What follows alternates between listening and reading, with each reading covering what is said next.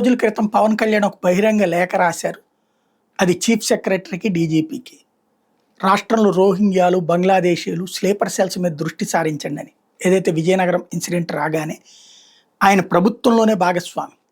జనసేన ప్రభుత్వంలో భాగస్వామి. అందుకని నాన్ కాంట్రవర్షియల్ నేను పార్టీ అధ్యక్షుడు హోదాలో రాశానని చెప్పారు. ఇప్పుడు అదే పాయింట్ అంటే అంత బాధ్యతగా చెప్పారు ఆయన. తాజాగా పహల్గాం ఉగ్రదాడి నేపథ్యంలో రాష్ట్రంలో స్లీపర్ సెల్స్గా వ్యవహరిస్తున్న వ్యక్తులు గుర్తించేందుకు విచారణ జరపాలని డీజీపీని హైకోర్టు ఆదేశించింది. పిటిషన్లు సమర్పించిన వివరాలు పరిగణలోకి తీసుకుని స్లీపర్ సెల్స్ మీద విచారణ జరిపి నివేదిక ఇవ్వాలని స్పష్టం చేసింది. తదుపరి విచారణ ఈ నెల 22కి వాయిదా వేసింది. వ్యాజ్యంలో ప్రతివాదిగా ఉన్న ఎన్ఐఏకి కూడా నోటీసులు జారీ చేసింది. హైకోర్టు న్యాయమూర్తి జస్టిస్ ఎన్ హరినాథ్ ఇటీవల ఉత్తర్వులు ఇచ్చారు.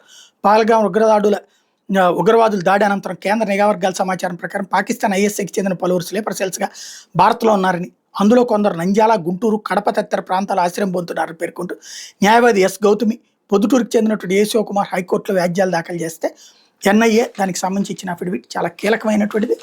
మీడియా, సోషల్ మీడియాల్లో ఎవరైతే బహిరంగంగా హిందూ ద్వేషాన్ని వెళ్ళగక్కడం, భారతదేశ ద్వేషాన్ని వెళ్ళగక్కుతున్నటువంటి వాళ్ళకి విదేశాల నుండి అందే ప్రతినిధి కూడా వాడు దేశద్రోహం అనడానికి సర్టిఫికెటే. ఇప్పుడు అట్లాంటి వాళ్ళ కథ తేల్చే అంకం దగ్గరకు వచ్చింది.